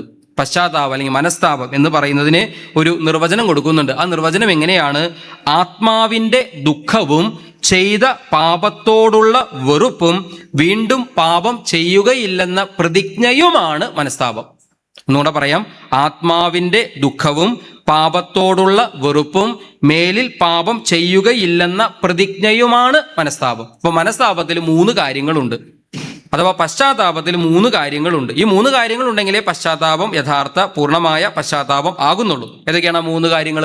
ഒന്നാമത്തേത് ആത്മാവിൻ്റെ ദുഃഖം. എന്താണ് ഈ ആത്മാവിൻ്റെ ദുഃഖം? ആത്മാവിൻ്റെ ദുഃഖം എന്ന് പറഞ്ഞാൽ മനസ്സിലാക്കാൻ പറ്റൂ. എന്താണ് ഈ ആത്മാവിൻ്റെ ദുഃഖം? നമുക്ക് മനസ്സിൻ്റെ ദുഃഖത്തെക്കുറിച്ച് പറഞ്ഞാൽ മനസ്സിലാകും. അത് വെച്ച് നമുക്ക് ആത്മാവിൻ്റെ ദുഃഖം ഒന്ന് മനസ്സിലാക്കാൻ ശ്രമിക്കാം. മനസ്സിൻ്റെ ദുഃഖം എന്ന് പറഞ്ഞാൽ എന്താ? നമുക്ക് ഏറ്റവും പ്രിയപ്പെട്ട ഒരാളെ വേദനിപ്പിക്കുമ്പോൾ, ഏറ്റവും പ്രിയപ്പെട്ട ഒരാളെ ഏതെങ്കിലും ഒരു സാഹചര്യത്തിൽ വേദനിപ്പിച്ചു എന്ന് കരുതുക. പിന്നീട് നമുക്കത് ഉള്ളിലൊരു നൊമ്പരമായി വിങ്ങലായി വേദനയായിട്ട് മാറും. ഒരു മനസ്സനുഭവിക്കുന്നൊരു ദുഃഖമാണ് എന്ന് പറയും പോലെ പാപം ചെയ്ത് ദൈവത്തെ വേദനിപ്പിച്ചല്ലോ എന്ന ചിന്ത എൻ്റെ ഉള്ളിൽ, എൻ്റെ ആത്മാവിൽ ഒരു വിങ്ങലായി വേദനയായി മാറുന്നതിനെ ആത്മാവിൻ്റെ ദുഃഖം എന്ന് വിളിക്കാം. പാപം ചെയ്ത് ദൈവത്തെ വേദനിപ്പിച്ചു. ഏതൊരു പാപവും ദൈവത്തിനെതിരെയുള്ള ദ്രോഹമാണ്. ഏതൊരു പാപവും ദൈവത്തിനെതിരെയുള്ള ദ്രോഹമാണ്. ഈ തിരിച്ചറിവിൽ നിന്ന് എൻ്റെ ഹൃദയം അല്ലെങ്കിൽ എൻ്റെ ആത്മാവ് ദുഃഖിക്കുമ്പോൾ, വേദനിക്കുമ്പോൾ, ഇതാണ് ഒന്നാമത്തെ കാര്യം, ആത്മാവിൻ്റെ ദുഃഖം. ആത്മാവിൻ്റെ ദുഃഖം. ഇപ്പോൾ ഇത് മനസ്സിലാക്കാൻ ഞാൻ നേരത്തെ പറഞ്ഞ ഉദാഹരണം പറയുകയാണെങ്കിൽ, ഇപ്പോൾ സ്വന്തം കുഞ്ഞെന്തോ വികൃതി കാണിച്ചു, അപ്പോൾ നമുക്ക് പെട്ടെന്ന് ദേഷ്യം വന്നു, ചെയ്യരുതെന്ന് ആവർത്തിച്ച് പറഞ്ഞിട്ട് പിന്നെയും അവൻ വികൃതി കാണിച്ചപ്പോൾ ഒരു വടിയെടുത്ത് ഒറ്റ അടി അടിച്ചു. പെട്ടെന്നുള്ള ദേഷ്യത്തിന് അടിച്ചു. കൊച്ചു ഭയങ്കരമായിട്ട് കരയാൻ തുടങ്ങി. കുറച്ച് കഴിഞ്ഞപ്പോൾ ഉള്ളിൽ ഭയങ്കര സങ്കടമായി. അത്രയും വലിയ അടി അടിക്കണ്ടായിരുന്നു. ഉള്ളിലൊരു തോന്നല്, ആ കുഞ്ഞിനോടുള്ള സ്നേഹം കൊണ്ടാണ് ഈ ഉള്ളിൽ ഈ തോന്നൽ വരുന്നത്. അല്ലെങ്കിൽ നേരെ തിരിച്ച് ചിന്തിക്കാം. ഇപ്പോൾ സ്വന്തം അപ്പനുമായിട്ട് സംസാരിച്ചുകൊണ്ടിരിക്കുന്നു, അല്ലെങ്കിൽ അമ്മയുമായി സംസാരിച്ചുകൊണ്ടിരിക്കുന്നു. അങ്ങനെ സംസാരിച്ചുകൊണ്ടിരിക്കുമ്പോൾ എന്തോ കാര്യത്തിൽ അഭിപ്രായ വ്യത്യാസം ഉണ്ടായി. ആ അഭിപ്രായ വ്യത്യാസം കാരണം പെട്ടെന്ന് ദേഷ്യം വന്നു. ദേഷ്യം വന്നപ്പോൾ അമ്മയോട് കുറെ ദേഷ്യപ്പെട്ട് സംസാരിച്ചു, അല്ലെങ്കിൽ അപ്പനോട് കുറെ പൊട്ടിത്തെറിച്ച് സംസാരിച്ചു. പെട്ടെന്നുള്ള ദേഷ്യത്തിന് ദേഷ്യപ്പെട്ടു പോയെങ്കിലും, അമ്മയോട് പൊട്ടിത്തെറിച്ച് സംസാരിച്ചെങ്കിലും കുറച്ച് കഴിയുമ്പോൾ ഉള്ളിലൊരു വിങ്ങൽ അനുഭവപ്പെടും, ഉള്ളിലൊരു വിഷമം അനുഭവപ്പെടും. വേണ്ടായിരുന്നു ബലഹീനത കൊണ്ട് ദേഷ്യപ്പെട്ടു പോയി എന്നുള്ള സത്യം. പക്ഷെ കുറച്ച് കഴിയുമ്പോൾ ഉള്ളിലൊരു വിങ്ങൽ അനുഭവപ്പെടും, ഒരു വേദന അനുഭവപ്പെടും. വേണ്ടായിരുന്നു എന്നൊരു ചിന്ത നമ്മുടെ ഉള്ളിൽ വരും. ഇത് മനസ്സിന്റെ വേദന, നമുക്ക് മനസ്സിലാക്കാവുന്ന കാര്യം. ഇതുപോലെ തന്നെ പാപം ചെയ്തു കഴിയുമ്പോൾ എൻ്റെ പാപം എൻ്റെ കർത്താവിനെ ദ്രോഹിച്ചു, എൻ്റെ കർത്താവിനെ വേദനിപ്പിച്ചു എന്ന ചിന്ത എൻ്റെ ഉള്ളിൽ ഒരു നീറ്റലായി വേദനയായി മാറുന്നതിനെ വിളിക്കുന്ന, അല്ലെങ്കിൽ ആത്മാവിൽ അങ്ങനെ ഒരു വേദന അനുഭവപ്പെടുന്നതിനെയാണ് പശ്ചാത്താപത്തിൻ്റെ ഒന്നാമത്തെ വ്യവസ്ഥയായി മതബോധന ഗ്രന്ഥം അവതരിപ്പിക്കുക. ഇതാണ് ഒന്നാമത്തെ കാര്യം, ആത്മാവിൻ്റെ ദുഃഖം. ചെയ്ത പാപം ഓർത്ത് ആത്മാവ് ദുഃഖിക്കുകയാണ്. എൻ്റെ കർത്താവിനെ വേദനിപ്പിച്ചല്ലോ എന്ന ചിന്ത എൻ്റെ ആത്മാവിൽ ദുഃഖമായി മാറുകയാണ്. ഇനി രണ്ടാമത്തെ കാര്യം എന്താണ്? പാപത്തോടുള്ള വെറുപ്പ്. പാപത്തോടുള്ള വെറുപ്പ് അനുതാപത്തിന്റെ രണ്ടാമത്തെ മേഖലയാണ് പാപത്തോടുള്ള വെറുപ്പ്. ഏതൊരു പാപവും നമുക്ക് തരുന്നൊരു സുഖമുണ്ട്. പാപം ആസ്വാദ്യകരമാണ്. ഏത് പാപമാണെങ്കിലും ആ പാപം തരുന്നൊരു സുഖമുണ്ട്. അപ്പോൾ പാപത്തിന്റെ സുഖം പാപം ചെയ്തപ്പോൾ ആസ്വദിച്ചു എങ്കിൽ പിന്നീട് അതിനോട് തോന്നേണ്ടത് അറപ്പും വെറുപ്പുമാണ്. ഇപ്പൊ ലഹരി ഉപയോഗിക്കുന്ന ഒരു വ്യക്തി അത് വളരെ ആസ്വദിച്ചു, മദ്യം ആസ്വദിച്ചു, അല്ലെങ്കിൽ പുക വലിക്കുന്നത് ആസ്വദിച്ചു, അല്ലെങ്കിൽ മറ്റേതെങ്കിലും ലഹരി പദാർത്ഥങ്ങൾ ആസ്വദിച്ചു. പക്ഷെ ഇനി അതിനോട് തോന്നേണ്ടത് അറപ്പും വെറുപ്പുമാണ്. പാപത്തോടുള്ള വെറുപ്പ്. വേറെ ഒരു കുറച്ചും കൂടി മനസ്സിലാകാവുന്ന ഒരു ഉദാഹരണം പറയുകയാണെങ്കിൽ, ഒരാള് നമുക്കിപ്പോൾ ഏറ്റവും ഇഷ്ടമുള്ള ഒരു ഭക്ഷണം കഴിക്കുക എന്ന് കരുതുക. ഏറ്റവും ഇഷ്ടമുള്ള ഒരു ഭക്ഷണം എന്തു ആകട്ടെ, ഒത്തിരി കഴിച്ച് കഴിഞ്ഞപ്പോൾ അത് വല്ലാതെ എന്താ പറയുക, ശരീരത്തിന് ഉൾക്കൊള്ളാൻ പറ്റുന്നേക്കാളും കൂടുതൽ വല്ലാതെ കൊതി കാരണം നല്ല സ്വാദുള്ള ഭക്ഷണം ആയതുകൊണ്ട് ഒരുപാട് ആസ്വദിച്ച് കഴിച്ചു. പക്ഷെ കുറച്ച് കഴിഞ്ഞപ്പോൾ അല്ലാതെ തിക്കുമുട്ടായി, ഭാരമായി പോയി, എന്താ പറയുക, വൊമിറ്റ് ചെയ്തു, ഛർദ്ദിച്ചത് പിന്നെ ആരെങ്കിലും വീണ്ടും എടുത്ത് കഴിക്കുമോ? ഇല്ല, കഴിക്കില്ല. പക്ഷെ 10 മിനിറ്റ് മുമ്പ് ആസ്വദിച്ച് കഴിച്ച അതേ ഭക്ഷണമാണ് കിടക്കണേ. ഇനി അത് കഴിക്കോ? ഇനി അത് കഴിക്കില്ല എന്ന് പറയും പോലെ പാപം ഒരിക്കൽ ആസ്വദിച്ചു, അല്ലെങ്കിൽ പാപത്തിന്റെ സുഖം ഒരിക്കൽ ആസ്വദിച്ചു, ഇനി അതിനോട് തോന്നേണ്ടത് അറപ്പും വെറുപ്പുമായിരിക്കണം. ഇതാണ് പശ്ചാത്താപത്തിന്റെ, മനസ്താപത്തിന്റെ രണ്ടാമത്തെ വ്യവസ്ഥയായി ഈ നിർവചനത്തിൽ പറയുക. ഇനി മൂന്നാമത്തെ വ്യവസ്ഥ എന്താണ്? ഇനി പാപം ചെയ്യുകയില്ല എന്ന തീരുമാനം. പാപം ചെയ്യുകയില്ലെന്ന് തീരുമാനം കൂടെ എടുത്താൽ മാത്രമേ, അങ്ങനെ ഒരു തീരുമാനം കൂടെ എടുത്താൽ മാത്രമേ പശ്ചാത്താപം പൂർണ്ണമാകുകയുള്ളൂ. പാപം ഇനി ആവർത്തിക്കില്ല. കർത്താവ് ഇന്നലെ വരെ, ഇന്ന് വരെ, ഈ നിമിഷം വരെ എൻ്റെ ജീവിതത്തിൽ വീഴ്ച പറ്റി, കുറവ് പറ്റി, പോരായ്മ പറ്റി, പക്ഷേ ഈ നിമിഷം മുതൽ ഞാനിതാ തീരുമാനം എടുക്കുകയാണ്, ഇനി പാപം ആവർത്തിക്കില്ല. ഈ ഒരു തീരുമാനം കൂടെ എടുക്കുമ്പോഴേ പശ്ചാത്താപം ആകുന്നുള്ളൂ. അപ്പോൾ ഈ നിർവചനം അനുസരിച്ച് കത്തോലിക്ക സഭയുടെ മതബോധന ഗ്രന്ഥം 1451 നമ്പറിൽ പറയുന്ന നിർവചനം അനുസരിച്ച് 3 കാര്യങ്ങൾ ചേരുമ്പോഴാണ് പശ്ചാത്താപമാകുന്നത്. ഒന്നാമത്തെ കാര്യം ആത്മാവിന്റെ ദുഃഖം, രണ്ടാമത്തെ കാര്യം പാപത്തോടുള്ള വെറുപ്പ്, മൂന്നാമത്തെ കാര്യം ഇനി പാപം ചെയ്യില്ല എന്നുള്ള തീരുമാനം. ഈ 3 കാര്യങ്ങൾ ചേരുമ്പോഴാണ് പശ്ചാത്താപമാകുന്നത്, അനുതാപമാകുന്നത്. ഈ അനുതാപമാണ് നമ്മളെ കുമ്പസാരക്കൂടിലേക്ക് നയിക്കേണ്ടത്. പ്രിയപ്പെട്ടവരെ, ഇനി നമ്മൾ ഈ പശ്ചാത്താപത്തെ തന്നെ മതബോധന ഗ്രന്ഥത്തിൽ 2 തരം പശ്ചാത്താപം ഉണ്ട് എന്ന് കൂടെ പഠിപ്പിക്കുന്നു. ഒന്നാമത്തേതിന്റെ പേര് പൂർണ്ണ പശ്ചാത്താപം. അപ്പൊ രണ്ടാമത്തേതിന്റെ പേര് എന്തായിരിക്കും? 1 പൂർണ്ണമാണെങ്കിൽ 2 എന്തായിരിക്കും? ഭാഗികം, അപൂർണം. 1 പൂർണ്ണമാണെങ്കിൽ 2 അപൂർണം. പൂർണ്ണ പശ്ചാത്താപം എന്ന് പറഞ്ഞാൽ എന്താ ഉദ്ദേശിക്കുന്നത്? പൂർണ്ണ പശ്ചാത്താപം, പൂർണ്ണ മനസ്താപം എന്നൊക്കെ പറയുമ്പോൾ എന്താ ഉദ്ദേശിക്കുന്നത്?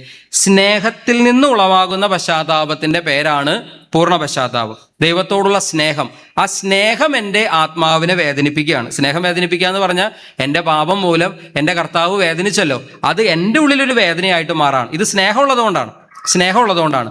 അതിനെ നമ്മൾ പൂർണ്ണ പശ്ചാത്താപം എന്ന് വിളിക്കും. മറ്റൊരു പശ്ചാത്താപമാണ് അപൂർണ പശ്ചാത്താപം. അതെന്താ സംഭവം? അത് ഭയം കാരണം ഉണ്ടാകുന്ന പശ്ചാത്താപമാണ്. ശിക്ഷയെ ഓർത്തുള്ള ഭയം, പരിണിത ഫലങ്ങൾ ഓർത്തുള്ള ഭയം, നരകത്തിൽ പോകേണ്ടി വരുമല്ലോ എന്നുള്ള ഭയം. ഈ ഭയം കാരണം ഉണ്ടാകുന്ന പശ്ചാത്താപത്തെ അപൂർണ പശ്ചാത്താപം എന്ന് വിളിക്കുന്നു. മതബോധന ഗ്രന്ഥം 1452, 53 നമ്പറുകളിലായി പൂർണ്ണ പശ്ചാത്താപത്തെക്കുറിച്ചും അപൂർണ പശ്ചാത്താപത്തെക്കുറിച്ചും കൊടുത്തിട്ടുണ്ട്. നമുക്ക് അതിൽ നിന്നാണ് ഈ 2 തരം പശ്ചാത്താപം ഉണ്ട് എന്ന് നമുക്ക് മനസ്സിലാക്കാനായിട്ട് സാധിക്കുക. സ്നേഹത്തിൽ നിന്നുളവാകുന്ന പശ്ചാത്താപം പൂർണ്ണമാണ്, ഭയത്തിൽ നിന്നുളവാകുന്ന പശ്ചാത്താപം അപൂർണമാണ്. അതുകൊണ്ട് പ്രിയപ്പെട്ടവരെ, നമുക്ക് ഭയത്തിൻ്റെ ഒരു പശ്ചാത്താപമാണ് ഇപ്പോൾ ഉള്ളതെങ്കിൽ അത് സ്നേഹത്തിൻ്റെ ഒരു തലത്തിലേക്ക് വളരാനും ഉയരാനുമായിട്ട് നമുക്കൊന്ന് ശ്രമിക്കാം. 2 ആണെങ്കിലും പരിശുദ്ധാത്മാവിൻ്റെ തന്നെ ദാനമാണ്. 2ഉം പരിശുദ്ധാത്മാവിൻ്റെ ദാനമാണ്. പൂർണ്ണമാണെങ്കിലും അപൂർണമാണെങ്കിലും 2ഉം പരിശുദ്ധാത്മാവിൻ്റെ തന്നെ ദാനമാണ്, ദൈവികമായൊരു പ്രവൃത്തിയാണ്. 2 ഘട്ടങ്ങളിലായി സംഭവിക്കുന്നു എന്ന് മാത്രം. അതൊരു വളർച്ചയുടെ തലമാണ്. ദൈവസ്നേഹം ഉള്ളിൽ നിറയുമ്പോൾ സംഭവിക്കുന്ന അത്ഭുതമാണ് പൂർണ്ണമായ ഒരു മനസ്താപത്തിലേക്ക് നമ്മൾ നയിക്കപ്പെടുന്നു എന്നുള്ളത്. ഉറക്കെ പറഞ്ഞേ ഹല്ലേലൂയ. ഇനി യഥാർത്ഥമായ മാനസാന്തരം എന്താണ് എന്ന് നമ്മൾ ചിന്തിക്കുമ്പോൾ വിശുദ്ധ ഗ്രന്ഥത്തിലെ മാനസാന്തരത്തിനൊരു കൃത്യമായൊരു നിർവചനം എന്നതിനപ്പുറത്ത് മാനസാന്തരത്തിൽ സംഭവിക്കേണ്ട ചില കാര്യങ്ങളെക്കുറിച്ചുള്ള സൂചനകൾ നമ്മൾ കാണുന്നുണ്ട്. ഏതാനും ചില സൂചനകളെ നമുക്ക് നോക്കാം. 1, യെശയ്യാ പ്രവാചകന്റെ പുസ്തകം 45 അധ്യായം 22 വാക്യം, ഭൂമിയുടെ അതിർത്തികളെ എന്നിലേക്ക് തിരിഞ്ഞ് രക്ഷപ്പെടുക, ഞാനാണ് ദൈവം, ഞാനല്ലാതെ മറ്റൊരു ദൈവമില്ല. ഈ വാക്യത്തിൽ നിന്ന് നമുക്ക് മനസ്സിലാക്കാൻ പറ്റുന്നൊരു കാര്യം, ദൈവത്തിലേക്ക് തിരിയുന്നതാണ് മാനസാന്തരം.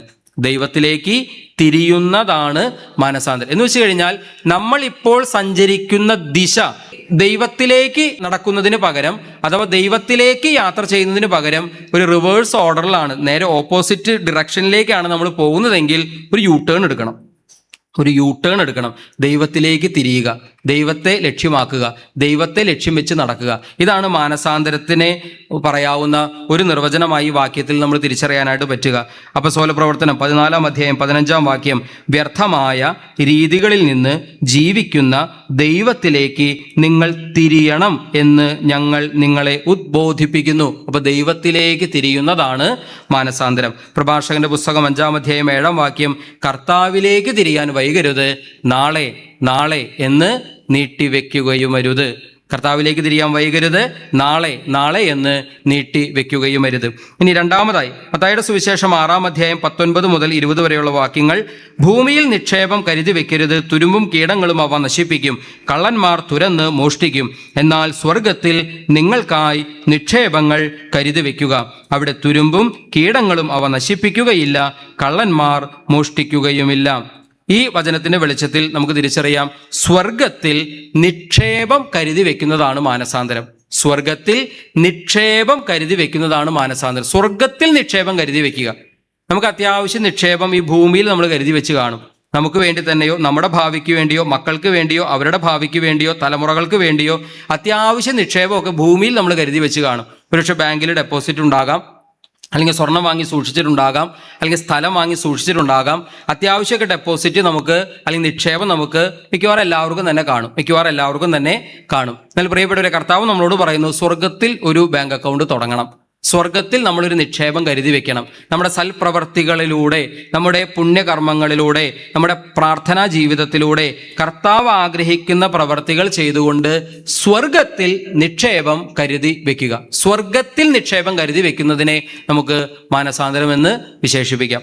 മൂന്നാമതായിട്ട് നമ്മൾ കാണുന്നു 2 കൊരിന്തോസ് 5:17, ക്രിസ്തുവിലായിരിക്കുന്നവൻ പുതിയ സൃഷ്ടിയാണ്, പഴയത് കടന്നുപോയി, ഇതാ പുതിയത് വന്നു കഴിഞ്ഞു.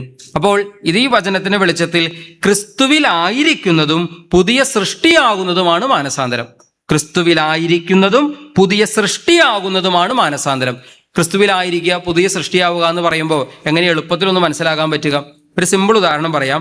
നമ്മൾ കൊല്ലന്റെ ആലയിൽ പോയിട്ടുണ്ടെങ്കിൽ, കൊല്ലൻ എന്ന് പറഞ്ഞാൽ ആ കത്തിയൊക്കെ ഉണ്ടാക്കുന്ന, ഇരുമ്പൊക്കെ പഴുപ്പിച്ച് കത്തിയും അല്ലെങ്കിൽ ആയുധങ്ങൾ ഉണ്ടാക്കുന്ന വ്യക്തി, അവിടെ നമ്മൾ ആ ആലയിൽ പോയിട്ടുണ്ടെങ്കിൽ എന്താണ് അദ്ദേഹം ചെയ്യുന്നത്? ഇരുമ്പ് ദണ്ഡ് എടുത്ത് തീയിലേക്ക് വെക്കുന്നു. കുറച്ച് കഴിയുമ്പോൾ ഈ ഇരുമ്പ് ദണ്ഡ് എന്തായിട്ട് മാറും? അഗ്നിദണ്ഡായി മാറും. ആ ചൂടിനെയും പ്രകാശത്തേക്ക് ആഗിരണം ചെയ്തു, അതൊരു അഗ്നിദണ്ഡായി മാറി. ഇപ്പോൾ അഗ്നിയുടെ സ്വഭാവവും പ്രത്യേകതയൊക്കെ എന്തിനുണ്ട്? ഇരുമ്പ് ദണ്ഡിനുണ്ട്. ഇനി അതിനെ അഗ്നിദണ്ഡെന്ന് വേണമെങ്കിൽ വിശേഷിപ്പിക്കാം. എന്ന് പറയുന്നത് പോലെ യേശു എന്ന അഗ്നിയോട്, യേശു എന്ന പ്രകാശത്തോട് ഞാൻ എന്തുമാത്രം ചേർന്നിരിക്കുന്നോ അത്രമാത്രം യേശുവിൻ്റെ സ്വഭാവ പ്രത്യേകതകൾ എന്നിൽ നിറയും. അതാണ് പുതിയ സൃഷ്ടിയായിട്ട് മാറാണ്. യേശുവിലായിരിക്കുന്നവൻ, ക്രിസ്തുവിലായിരിക്കുന്നവൻ പുതിയ സൃഷ്ടിയാണ്. ക്രിസ്തുവിനോട് എത്രമാത്രം ചേർന്നിരിക്കുന്നുവോ അത്രമാത്രം ക്രിസ്തുവിന്റെ സ്വഭാവം നമുക്ക് കിട്ടും. എങ്ങനെയാണ് ക്രിസ്തുവിനോട് ചേർന്നിരിക്കാൻ സാധിക്കുക? അത് പ്രാർത്ഥനാ ജീവിതം വഴിയാണ്. ഏറ്റവും ലളിതമായിട്ട് പറഞ്ഞാൽ പ്രാർത്ഥനാ ജീവിതം വഴി. ഏറ്റവും പ്രധാനമായി അത് കൂദാശകളിലൂടെയാണ്. അതിൽ തന്നെ ഏറ്റവും പ്രധാനപ്പെട്ടതാണ് വിശുദ്ധ കുർബാനയും കുമ്പസാരവും. കുമ്പസാരത്തിലൂടെ പാപങ്ങളൊക്കെ നമ്മൾ കഴുകിക്കളയുന്നു, ഈശോയുടെ സ്നേഹത്തിലേക്ക് വീണ്ടും വരുന്നു. പരിശുദ്ധ കുർബാനയിലൂടെ ഈശോയെ തന്നെ നമ്മൾ ഭക്ഷിക്കുകയും മാനം ചെയ്യുകയും ചെയ്യുകയാണ്. നമ്മുടെ ശരീരത്തിലും മനസ്സിലും ആത്മാവിലും ബുദ്ധിയിലും ചിന്തകളിലും വിചാരങ്ങളിലും ഒക്കെ വിശുദ്ധ കുർബാന വഴി ഈശോ അലിഞ്ഞ് ചേർന്ന് ഒന്നായിട്ട് മാറാണ്. പുതിയ സൃഷ്ടിയായിട്ട് മാറാൻ ഏറ്റവും അധികം നമ്മളെ സഹായിക്കുന്നത് പരിശുദ്ധ കുർബാനയും വിശുദ്ധ കുമ്പസാരവും അല്ലെങ്കിൽ കൂദാശകളാണ്. പുറക്കെന്ന് പറഞ്ഞേ ഹല്ലേലൂയാ, ചുതിലെന്ന് പറഞ്ഞേ ഹല്ലേലൂയാ. അങ്ങനെയാണെങ്കിൽ ക്രിസ്തുവിലായിരിക്കുന്നതും പുതിയ സൃഷ്ടിയായി തീരുന്നതുമാണ് മാനസാന്തരം. നാലാമതായി കൊളോസ്യർക്കാർക്ക് എഴുതിയ ലേഖനം 3-ാം അധ്യായം 2-ാം വാക്യം, ഭൂമിയിലുള്ള വസ്തുക്കളിലല്ല പ്രത്യുത ഉന്നതത്തിലുള്ളവയിൽ ശ്രദ്ധിക്കുവിൻ. ഭൂമിയിലുള്ള വസ്തുക്കളിലല്ല പ്രത്യുത ഉന്നതത്തിലുള്ളവയിൽ ശ്രദ്ധിക്കുവിൻ. ഉന്നതത്തിലുള്ളവയിൽ ശ്രദ്ധ വയ്ക്കുന്നതാണ് മാനസാന്തരം. നമ്മുടെ ഇപ്പോഴത്തെ ശ്രദ്ധ എന്തിലാണ്? ഭൗതികമായ ചില കാര്യങ്ങളിൽ മാത്രമായിട്ട് നമ്മുടെ ജീവിതം ഇങ്ങനെ കുരുങ്ങിക്കിടക്കാണോ, അതോ സ്വർഗത്തിൽ, ഉന്നതങ്ങളിൽ, ദൈവത്തിൽ ദൃഷ്ടി ഉറപ്പിച്ച ഒരു ജീവിതമാണോ ഉള്ളത്? ഈശോ പറയുന്നുണ്ട്, ഞാൻ എവിടെ നിന്ന് വന്നുവെന്നും എവിടേക്ക് പോകുന്നുവെന്നും എനിക്ക് അറിയാം. ലക്ഷ്യം വളരെ കൃത്യമാണ് കർത്താവിന്. കർത്താവ് വന്നത് പിതാവിൽ നിന്നാണെന്ന് ഈശോയ്ക്ക് അറിയാം. ഞാൻ വന്നത് പിതാവിൽ നിന്നാണ്, ഞാൻ പോകുന്നതും പിതാവിലേക്കാണ്. ലക്ഷ്യം അറിയാവുന്നത് കൊണ്ട് തന്നെ മാർഗവും അറിയാം. ഒരു കൺഫ്യൂഷനും ഇല്ല. നമുക്ക് ലക്ഷ്യം ക്ലിയർ ആണോ? സ്വർഗം കൺമുൻപിൽ ലക്ഷ്യമായിട്ടുണ്ടോ? ദൈവം കൺമുൻപിൽ ലക്ഷ്യമായിട്ടുണ്ടോ? സ്വർഗം കൺമുൻപിൽ കണ്ടാണോ നമ്മൾ ജീവിക്കുന്നത്? സ്വർഗം കൺമുൻപിൽ കണ്ട് ജീവിച്ചാൽ, യേശുവിനെ കൺമുൻപിൽ കണ്ട് ജീവിച്ചാൽ ഈ ഭൂമിയിലെ പ്രയാസങ്ങൾ, പ്രശ്നങ്ങൾ ഇതൊന്നും വലിയൊരു കാര്യമായിട്ട് എടുക്കില്ല. ഒരു ഉദാഹരണം പറഞ്ഞാൽ, ഒളിമ്പിക്സിൽ മത്സരിക്കാൻ ഒരുങ്ങുന്ന ഒരാൾ, സ്വർണ്ണ മെഡലാണ് ലക്ഷ്യം, ഒളിമ്പിക്സിൽ സ്വർണ്ണ മെഡൽ കിട്ടണം. എന്തുമാത്രം കഠിനമായ പരിശീലനം ആ വ്യക്തിക്ക് ആവശ്യമാണ്. ഈ കഠിനമായ പരിശീലനത്തിൽ വ്യക്തി ഏർപ്പെടുമ്പോൾ അനുഭവപ്പെടുന്ന ഒരുപാട് ബുദ്ധിമുട്ടുകൾ, പ്രയാസങ്ങൾ, അല്ലെങ്കിൽ ആ വ്യക്തിക്ക് നഷ്ടപ്പെട്ടു പോകുന്ന ഒരുപാട് എൻ്റർടൈൻമെൻറ്റുകൾ, ധാരാളം കാര്യങ്ങളുണ്ട്. പക്ഷേ ലക്ഷ്യമുണ്ട്, ഒരു ലക്ഷ്യം, ഒളിമ്പിക് മെഡൽ. ആ ലക്ഷ്യം നേടിയെടുക്കാൻ വേണ്ടി, ആ ലക്ഷ്യം മുൻപിൽ കാണുമ്പോൾ ഭൂമിയിലെ പ്രശ്നങ്ങൾ അല്ലെങ്കിൽ ആ വ്യക്തി നേരിടുന്ന പ്രശ്നങ്ങളെ ഒരു വലിയ പ്രശ്നമായിട്ട് ആൾ കാണുന്നില്ല. എന്ന് പറയുന്ന പോലെ ഒളിമ്പിക് മെഡലിനേക്കാളൊക്കെ എത്രയോ വലിയ കാര്യമാണ് സ്വർഗം എന്ന ലക്ഷ്യം, ദൈവം എന്ന ലക്ഷ്യം. ആ ലക്ഷ്യം ശരിക്ക് കൺമുൻപിലുണ്ടോ? ശരിക്കും സ്വർഗം ലക്ഷ്യമായിട്ട് തന്നെയാണ് നമ്മുടെ യാത്ര. ഈശോയെ ലക്ഷ്യം കൺമുൻപിൽ കണ്ട് ആ ലക്ഷ്യത്തിലേക്കാണ് നമ്മുടെ യാത്ര. അങ്ങനെ ഒരു ലക്ഷ്യം വ്യക്തമായി കൺമുൻപിലുണ്ടെങ്കിൽ, ആ ലക്ഷ്യത്തിലേക്കാണ് നമ്മുടെ യാത്രയെങ്കിൽ ഒന്നും പേടിക്കേണ്ട കാര്യം. അതാണ് യഥാർത്ഥത്തിൽ മാനസാന്തരമായി വിശുദ്ധ ഗ്രന്ഥം നമ്മുടെ മുൻപിൽ അവതരിപ്പിക്കുക. മറ്റൊരു രീതിയിൽ പറഞ്ഞാൽ ദൈവിക കാര്യങ്ങളിൽ ശ്രദ്ധ വയ്ക്കുന്നതാണ് മാനസാന്തരം. ദൈവിക കാര്യങ്ങൾ നമ്മുടെ ഇപ്പോഴത്തെ ശ്രദ്ധാവിഷയം എന്താണ്, അല്ലെങ്കിൽ പ്രഥമ പരിഗണന നമ്മുടെ ജീവിതത്തിൽ എന്താ കൊടുക്കുന്നത്, എന്തിനാ കൊടുക്കുന്നത്? പ്രഥമ പരിഗണന. നിങ്ങൾ ആദ്യം അവിടുത്തെ രാജ്യവും അവിടുത്തെ നീതിയും അന്വേഷിക്കുക, അപ്പോൾ അതിനോടെല്ലാം കൂട്ടിച്ചേർത്ത് നൽകപ്പെടുമെന്ന് കർത്താവ് നമ്മളോട് പറയുന്നുണ്ട്. നമ്മൾ ആദ്യം അന്വേഷിക്കുന്നത് എന്താ? കർത്താവിൻ്റെ രാജ്യവും നീതിയും ആണോ? വെറുതെ വളരെ ലളിതമായിട്ട് നോക്കാം. ഒരു ദിവസം ആരംഭിച്ച് ആ ദിവസം അവസാനിക്കുമ്പോൾ എൻ്റെ അന്നത്തെ ദിവസത്തെ ഏറ്റവും പ്രധാനപ്പെട്ട കാര്യമായി ഞാൻ വ്യക്തിപരമായി കണക്കാക്കുന്നത് എന്താണ്? ഓരോരുത്തരും സ്വയം ചിന്തിക്കുക. ഒരു ദിവസം ആരംഭിച്ച് അവസാനിക്കും. രാത്രി ഉറങ്ങി രാവിലെ എഴുന്നേറ്റു, ഇനി ഉറങ്ങണ സമയം വരെ ഇന്നത്തെ ദിവസം എന്നെ സംബന്ധിച്ചിടത്തോളം ഏറ്റവും പ്രധാനപ്പെട്ട എനിക്ക് ഏതാണ്? ഓരോരുത്തർ സ്വയം ഒന്ന് ചിന്തിക്കുക. എനിക്ക് ഏറ്റവും പ്രധാനപ്പെട്ടത് ഏതാണ്? ഞാൻ പ്രഥമ സ്ഥാനം കൊടുക്കുന്നത് എന്തിനാണ്? പരിശുദ്ധ കുർബാനയ്ക്കാണോ, അല്ലെങ്കിൽ കുറച്ചു നേരം ഈശോയുടെ കൂടെ ഇങ്ങനെ ഇരിക്കാനാണോ? അതിനാണോ എനിക്ക് പ്രഥമ കാര്യം? മറ്റു കാര്യങ്ങൾ ചെയ്യേണ്ടെന്നല്ല പറയണേ, പക്ഷെ എൻ്റെ പ്രഥമ പരിഗണന എന്തിനാണ്? പ്രഥമ പരിഗണന, ഒന്നാം സ്ഥാനം ഞാൻ എവിടെയാണ് കൊടുക്കുന്നത്? അപ്പോൾ ആത്മീയ കാര്യങ്ങളിൽ, ദൈവിക കാര്യങ്ങളിൽ ശ്രദ്ധ ചെലുത്തുന്നതാണ് മാനസാന്തരം. അപ്പോൾ മാനസാന്തരത്തിന് വിശുദ്ധ ഗ്രന്ഥത്തിൻ്റെ വെളിച്ചത്തിൽ, വചനങ്ങളുടെ വെളിച്ചത്തിൽ ചില വ്യത്യസ്ത വശങ്ങൾ നമ്മളൊന്ന് മനസ്സിലാക്കി എടുക്കാനായിട്ട് ശ്രമിക്കുകയായിരുന്നു. പ്രിയപ്പെട്ടവരെ, ആരംഭത്തിൽ ഞാൻ നിങ്ങളോട് പറഞ്ഞു, ജോഷുവ പ്രവാചകന്റെ പുസ്തകം 3-ാം അധ്യായം 5-ാം വാക്യം, നിങ്ങളെ തന്നെ ശുദ്ധീകരിക്കുവിൻ, നാളെ നിങ്ങളുടെ ഇടയിൽ കർത്താവ് അത്ഭുതങ്ങൾ പ്രവർത്തിക്കുമെന്ന്. ഇവിടെ ഈ വചനത്തിന്റെ വെളിച്ചത്തിൽ നമ്മൾ മനസ്സിലാക്കുന്നു, അത്ഭുതങ്ങൾ സംഭവിക്കാൻ, അടയാളങ്ങളും രോഗസൗഖ്യങ്ങളും ദൈവിക ഇടപെടലുകളും ദൈവിക ശക്തി ഇറങ്ങലും ഒക്കെ സംഭവിക്കാൻ നമ്മുടെ ഭാഗത്തു നിന്നുള്ളൊരു ആവശ്യമായി വചനം ആവശ്യപ്പെടുന്നു, അല്ലെങ്കിൽ ഒരു മാനദണ്ഡമായി മുന്നിലേക്ക് വെക്കുന്നു, നമ്മളെ തന്നെ ശുദ്ധീകരിക്കണമെന്ന്. അപ്പോൾ നമ്മളെ തന്നെ ശുദ്ധീകരിച്ചാൽ അത്ഭുതങ്ങൾ സംഭവിക്കുക എന്ന സൂചനയാണ് ഈ വാക്യം നൽകുന്നതെങ്കിൽ, നമ്മൾ പുതിയ നിയമത്തിലേക്ക് വരുമ്പോൾ മറ്റൊരു രീതിയിൽ നമ്മൾ കാണുന്നുണ്ട്. നേരെ ഓപ്പോസിറ്റാണ് കാണുന്നത്. നേരെ ഓപ്പോസിറ്റ് എന്ന് പറഞ്ഞാൽ, അത്ഭുതങ്ങളും അടയാളങ്ങളും സൗഖ്യങ്ങളും സംഭവിക്കുമ്പോൾ അത് നമ്മളെ മാനസാന്തരത്തിലേക്ക് നയിക്കണം എന്ന കാര്യം. അത് നമ്മളെ മാനസാന്തരത്തിൽ നയിക്കണം. ആദ്യം പറഞ്ഞത് അത്ഭുതങ്ങളും അടയാളങ്ങളും സംഭവിക്കണമെങ്കിൽ നമ്മളെ തന്നെ ശുദ്ധീകരിക്കണം എന്നാണ്. എന്നാൽ പുതിയ നിയമത്തിലേക്ക് വരുമ്പോൾ നമ്മൾ കാണുന്ന ഇതിൻ്റെ മറ്റൊരു വശം കൂടെ കാണാണ്. ഇത് രണ്ടും ആവശ്യമാണ്. ശുദ്ധീകരണം നമ്മളെ അത്ഭുതങ്ങളിലേക്ക്, അടയാളങ്ങളിലേക്ക് നയിക്കുന്നു. അത്ഭുതങ്ങളും അടയാളങ്ങളും നമ്മളെ ശുദ്ധീകരണത്തിലേക്ക്, മാനസാന്തരത്തിലേക്ക് നയിക്കുന്നു. ഇത് രണ്ട് രീതിയിലും സംഭവിക്കുന്നുണ്ട്. അതിനെക്കുറിച്ച് നമ്മൾ കാണുക മത്തായിയുടെ സുവിശേഷം 11-ാം അധ്യായം 20 മുതൽ 24 വരെയുള്ള വാക്യങ്ങളാണ്. ഈ വാക്യം പറയുന്നതിന് മുമ്പ് ഒരു മുന്നറിയിപ്പ് തരാണ്.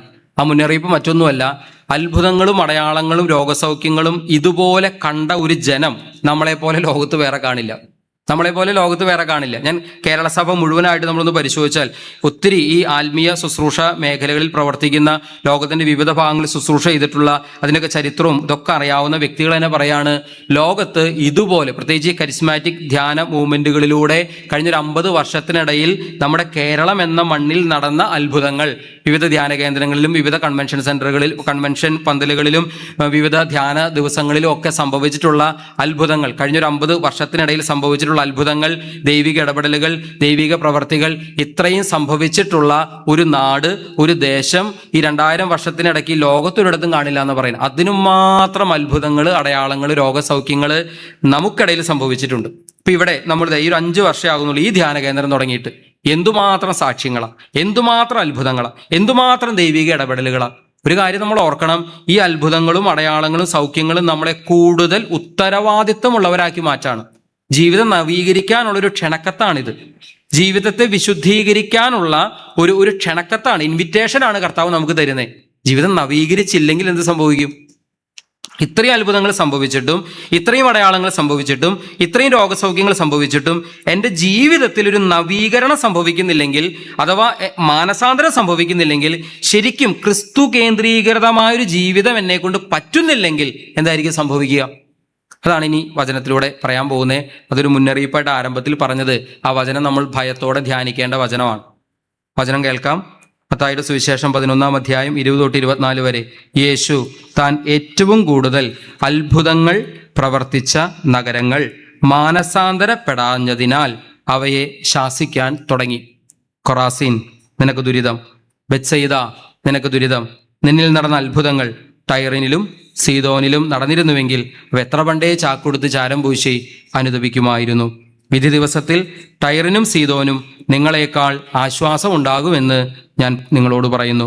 കഫർനാമേ, നീ സ്വർഗം വരെ ഉയർത്തപ്പെട്ടുവെന്നോ, പാതാളം വരെ നീ താഴ്ത്തപ്പെടും. നിന്നിൽ സംഭവിച്ച അത്ഭുതങ്ങൾ സോദോമിൽ സംഭവിച്ചിരുന്നുവെങ്കിൽ അതിന്നും നിലനിൽക്കുമായിരുന്നു. ഞാൻ നിന്നോട് പറയുന്നു, വിധി ദിനത്തിൽ സോതോമിന്റെ സ്ഥിതി നിന്റേതിനേക്കാൾ സഹനീയമായിരിക്കും. നിങ്ങൾക്ക് എന്തെങ്കിലും പേടി തോന്നണുണ്ടോ? ഒരു പേടിയില്ലാത്ത മനുഷ്യർ. എനിക്ക് നല്ല പേടിയുണ്ട് ഈ വാക്യം വായിക്കുമ്പോൾ. കാരണം അത്രയും അത്ഭുതങ്ങൾ കണ്ടിട്ടുണ്ട്, അത്രയധികം സൗഖ്യങ്ങളും അത്രയധികം ദൈവിക ഇടപെടലുകളും ദൈവം ഇറങ്ങി വന്ന് പ്രവർത്തിക്കുന്ന അനുഭവങ്ങൾ, അത്രമാത്രം സാക്ഷ്യങ്ങൾ കേട്ടിട്ടുണ്ട്. നാളിതുവരെ കണ്ടിട്ടുണ്ട്, കേട്ടിട്ടുണ്ട്, സാക്ഷ്യങ്ങൾ കേട്ടിട്ടുണ്ട്. അതുകൊണ്ട് തന്നെ ഇത് വായിക്കുമ്പോൾ ഭയമാണ് വരുന്നത്. ഇത്രയൊക്കെ ദൈവം ഇറങ്ങി വന്ന് പ്രവർത്തിച്ചിട്ടും ഇത്രയൊക്കെ കർത്താവ് നമ്മുടെ ഇടയിൽ ജീവിക്കുന്നൊരു ദൈവമുണ്ടെന്ന് വചനത്തിൽ ഓരോ അത്ഭുതങ്ങളിലൂടെയും വചനത്തെ കർത്താവ് സ്ഥിരീകരിക്കുമ്പോഴും ഇതൊക്കെ നമ്മുടെ ഇടയിൽ സംഭവിച്ചിട്ടും അതിന് ആനുപാതികമാം വിധത്തിലൊരു വിശുദ്ധീകരണം നമ്മുടെ ഭാഗത്ത് ഒരു സമർപ്പണം നടക്കുന്നുണ്ടോ എന്നുള്ളതാണ് ചോദ്യം. വചനമനുസരിച്ച് ജീവിക്കാൻ നമുക്ക് പറ്റുന്നുണ്ടോ? വചനമനുസരിച്ച് ജീവിക്കാൻ എന്താ കുഴപ്പമെന്നുള്ളതാണ് ഇവിടെ ഈ വചനം പറഞ്ഞു തരുന്നത്. ഏറ്റവും കൂടുതൽ അത്ഭുതങ്ങളും അടയാളങ്ങളും സൗഖ്യങ്ങളും സംഭവിക്കുമ്പോൾ കൂടുതൽ ഉത്തരവാദിത്വമുള്ളവരായിട്ട് നമ്മൾ മാറാണ്. നമ്മുടെ ഉത്തരവാദിത്വമാണ് എന്ത്? യേശു കേന്ദ്രീകൃതമായൊരു ജീവിതം നയിക്കുക എന്നുള്ളത്. ആദ്യം അവിടുത്തെ രാജ്യവും നീതി അന്വേഷിക്കുക എന്നുള്ളത്. ഈശോ തരുന്ന കാര്യങ്ങൾ സ്വീകരിക്കും പോലെ ഇനി യേശുവിന് വേണ്ടി അങ്ങനെ ജീവിക്കാം എന്ന ചിന്ത നമ്മൾ എത്ര പേരിലതുണ്ട്. ഈശോയ്ക്ക് വേണ്ടി എനിക്ക് എന്ത് ചെയ്യാൻ പറ്റും? കർത്താവിന് വേണ്ടി, ദൈവരാജ്യത്തിന് വേണ്ടി, ദൈവരാജ്യത്തെ പ്രതി, സുവിശേഷത്തെ പ്രതി എനിക്ക് എന്ത് ചെയ്യാൻ പറ്റുമെന്ന് എപ്പോഴെങ്കിലും ആത്മാർത്ഥമായി ചിന്തിക്കുകയും അതിനുവേണ്ടി പരിശ്രമിക്കുകയും ചെയ്ത എത്ര പേര് കാണും? അപ്പോൾ നമുക്ക് വേറെ വലിയ കാര്യങ്ങളൊന്നും ചെയ്യാൻ പറ്റില്ല എന്നുള്ള ആകുലതയും ഭയം ഉണ്ടെങ്കിൽ എല്ലാവർക്കും ചെയ്യാൻ പറ്റുന്ന ഏറ്റവും സിമ്പിൾ കാര്യമാണ് മധ്യസ്ഥം വഹിക്കുക എന്നുള്ളത്. കർത്താവിൻ്റെ സന്നിധിയിൽ മധ്യസ്ഥ പ്രാർത്ഥന നടത്തുക എന്നുള്ളത്. അത് ആർക്കാ ചെയ്യാൻ പറ്റാത്ത?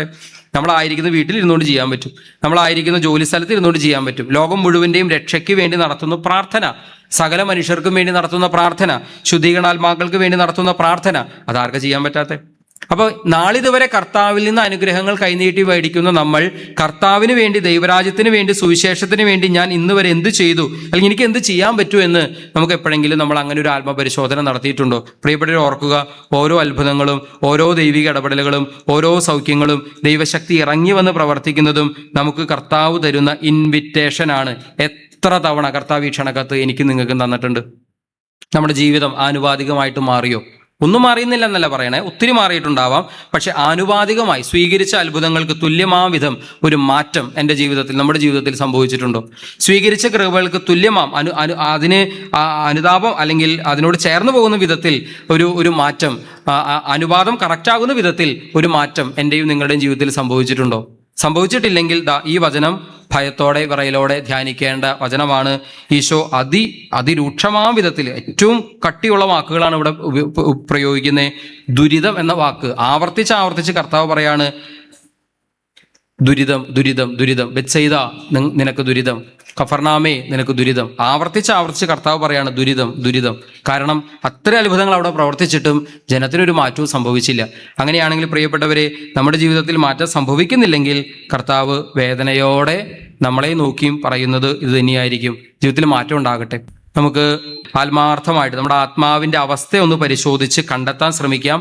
കണ്ടെത്തിയ കാര്യങ്ങൾ ദൈവിക പരിശുദ്ധിയോട് ചേർന്ന് പോകാത്ത എന്തൊക്കെ എന്നിലുണ്ടോ ആ കുറവുകളെ, പോരായ്മകളെ ഒക്കെ കണ്ടെത്തി മനസ്സിലാക്കി ഒരു ഹൃദയം തുറന്ന കുമ്പസാരം, മനസ്സ് തുറന്നൊരു കുമ്പസാരം, ഒന്നും മറച്ചു വെക്കാതൊരു കുമ്പസാരം, അങ്ങനെ ഒരു കുമ്പസാരം നടത്താനായിട്ട് ഈ ദിവസങ്ങളിൽ നമുക്ക് പരിശ്രമിക്കാം. അങ്ങനെ പൂർണ്ണമായും ദൈവസ്നേഹത്തിലേക്ക് വരാനുള്ള ഒരു ശ്രമം നമുക്ക് നടത്താം. ഈശോ അത് അത്രത്തോളം ആഗ്രഹിക്കുന്നു.